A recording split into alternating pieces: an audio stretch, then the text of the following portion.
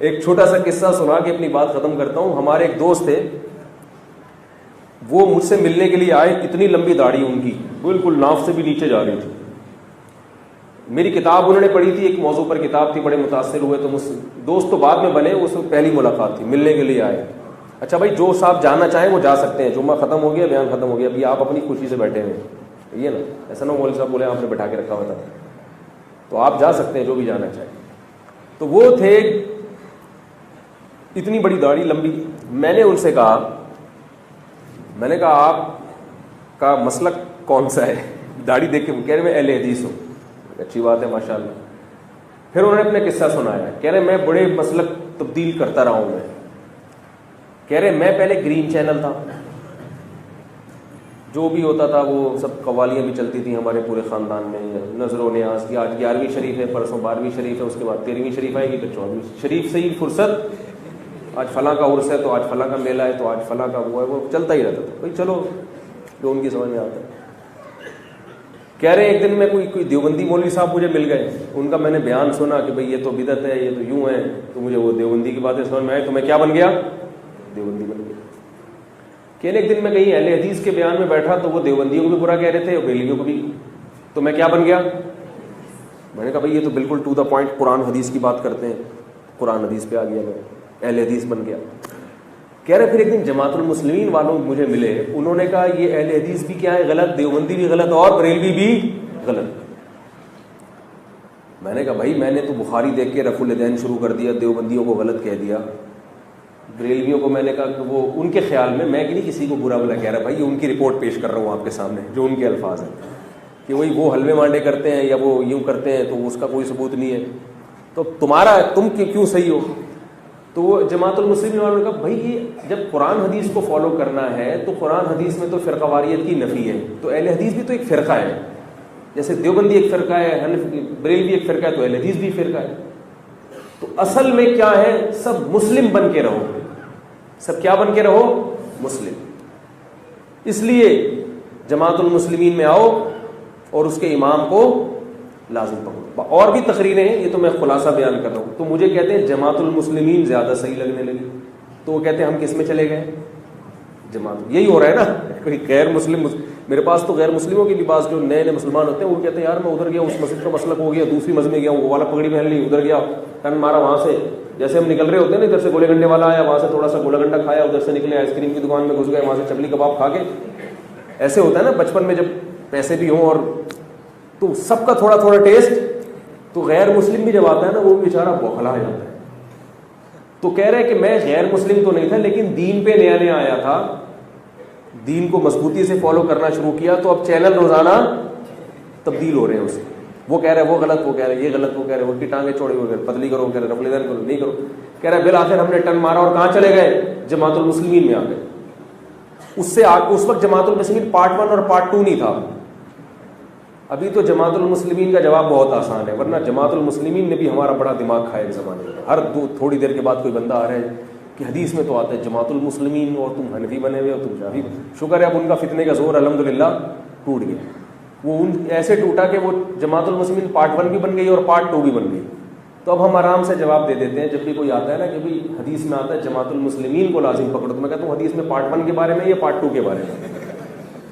حدیث میں جو آتا ہے کہ جماعت المسلمین کو لازم پکڑو, اس سے پارٹ 1 مراد ہے یا پارٹ 2 مراد ہے؟ کیونکہ دونوں پارٹ یہی کہتے ہیں. اور سنا یہ اوتھینٹک خبر نہیں ہے, سنا تیسرا پارٹ بھی ہو گیا ہے, 3 پارٹ چل رہا ہے اب تو.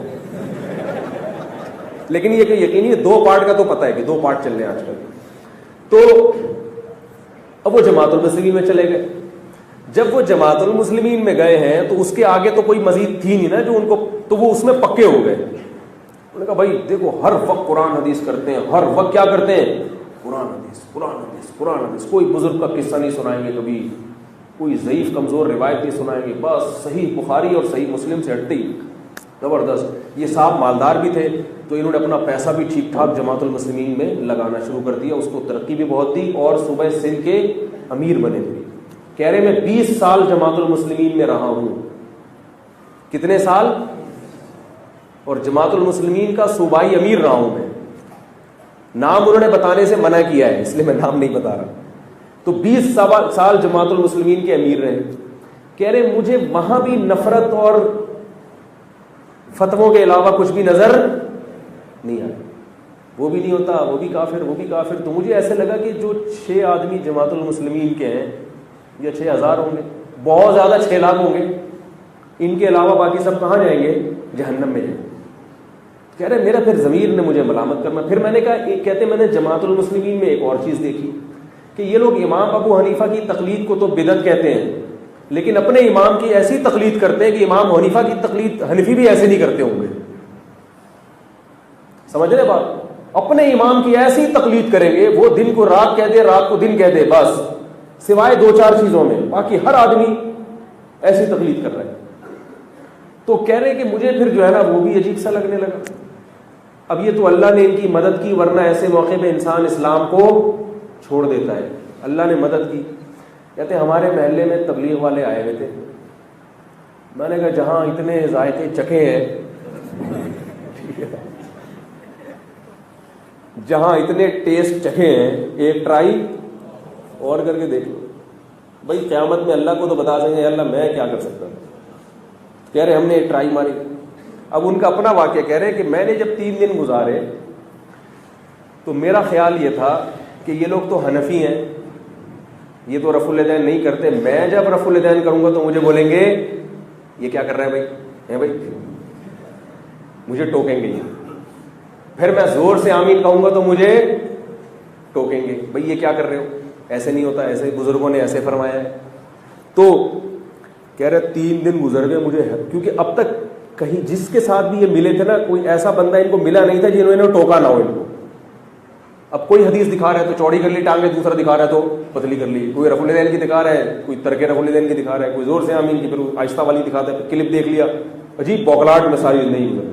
اور جو دکھاتا ہے نا وہ کہتے یہی ہے، باقی سب کیا ہے، وہ سب بنا.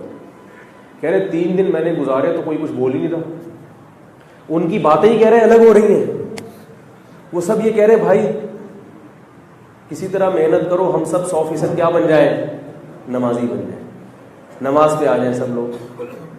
کیا خیال ہے؟ اللہ اس کے رسول صلی اللہ علیہ وسلم کے احکامات پہ آ جائیں، برائیوں کو چھوڑ دیں، یہ دین ساری دنیا میں آ جائے. اس کے لیے تو وہ جوڑ ہو رہا ہے ان کا. کوئی نیگیٹو بات، ایک آدمی نے 30 سال نیگیٹو باتیں ہی سنی ہو، وہ 3 دن کسی تنظیم کے ساتھ گزارے اور اس کو کوئی نیگیٹو بات نہ ملے تو بڑا تعجب ہوتا ہے اس کو. ہے بھی سارے مولوی، حیرت کی بات ہے بھی سب داڑھیوں والے اور فتویٰ بھی نہیں لگا رہے.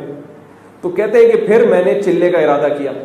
ان کا خیال ہوگا چلہ لگاؤں گا تو پکڑیں گے، کیونکہ شروع میں ہوتا ہے نا کہ اب 3 دن ذرا پکا ہونے دو اس کو، ایک دفعہ آ جائے تو پھر ایک دم سے گردن دبوچیں گے اس کی. کیا کر رہا ہے بھائی تو، کیا کر رہا ہے، یہ نماز کیسے پڑھ رہا ہے، یہ ٹانگیں اتنی چوڑی کیوں کی، زور سے آمین کیوں کہہ رہا ہے بھائی، یہ داڑھی اتنی کیوں بڑھائی ہے تو نے.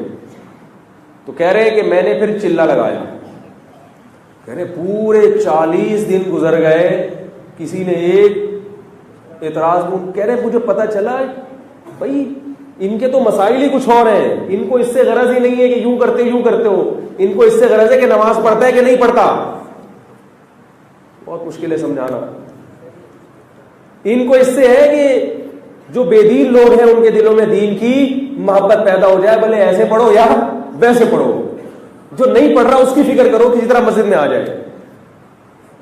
کہہ رہے مجھے ایسا اطمینان ہوا، میں نے کہا اللہ تو نے مجھے سیدھے راستے پہ لگا دی. ایسے بھی ہو جاتی ہے اور ویسے بھی ہو جاتی ہے، کوئی مسئلہ نہیں ہے. کوئی یوں کر کے پڑھ لے، کوئی مسئلہ نہیں ہے، کوئی اس کے بغیر پڑھ لے، لیکن اس کی فکر کرو کہ ساری دنیا کیا بن جائے، نمازی بن جائے.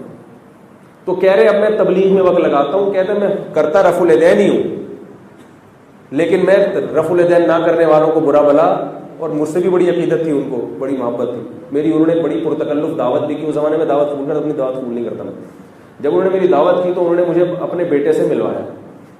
انہوں نے کہا یہ میرا بیٹا حنفی ہے اور میں اس کو کبھی بھی نہیں چھیڑتا کہ تو اہل حدیث ہو جا، اور میں اہل حدیث ہوں، یہ مجھے کبھی نہیں چھیڑتا تو کیا بن جا. کہہ رہے یہ چلہ لگا کر آیا، یہ حنفی بن گیا، رفع الیدین چھوڑ دیا. میں نے کہا چلو یار یہ بھی ٹھیک ہے، یہ بھی صدیوں سے چلا آ رہا ہے، سب سیٹ ہے.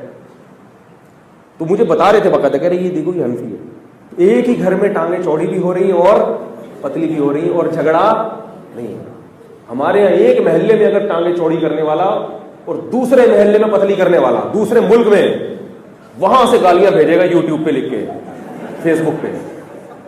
پتا چل جائے نا امریکہ میں ایک آدمی ہے جو زور سے آمین کہتا ہے، یہاں ممبر پہ اس کے خلاف تقریر ہوگی اور فیس بک کے ذریعے واٹس ایپ کے ذریعے اس تک گالی ہماری پہنچ جائے گی، اور وہاں سے پارسل فوراً واپس آئے گا، ذرا بھی لیٹ نہیں ہوگا، وہ فوراً وہاں سے شاپر میں ڈال کے وہ والی گالی بھی اور 2-4 اور بھی. تو بھائی ایک بہت بڑی اللہ کی رحمت ہے کہ اللہ تعالیٰ نے ایک ایسا نیٹ ورک دیا ہے جس میں سب چل رہے ہیں اور مسلمان اس میں کیا ہے جڑے ہوئے. باقی ایک الگ بات ہے کہ دیکھو جب کوئی اتنے بڑے پیمانے پر کام ہوتا ہے تو یہ ممکن نہیں ہے کہ اس میں خامیاں نہ ہو. لوگ بتاتے ہیں وہ فلاں میں یہ خامی، فلاں میں یہ خامی، تو بھائی ایسا ممکن نہیں ہے. آپ کا گھر چلا کے دیکھو نا، ایک چھوٹا سا گھر ہوتا ہے، اس میں کتنی ساری چیزیں صحیح ہو رہی ہوتی ہے کیا؟ کوئی گھر دنیا کا ایسا بتاؤ جو پورا 100% صحیح چل رہا ہو؟ کمپرومائز کرنا پڑتا ہے. خیر غالب ہے تو خامیوں سے چشم پوشی کی جاتی ہے. یار خیر غالب، ابا جتنے بھی جن کے بھی ابا ہیں کیا 100% صحیح ہوتے ہیں؟ بھائی لیکن ابا ہے تو بس ٹھیک ہے، غلط ہے تو بھی ابا ہے. تو جب ایک تنظیم سے، ایک جماعت سے اتنی خیر پھیل رہی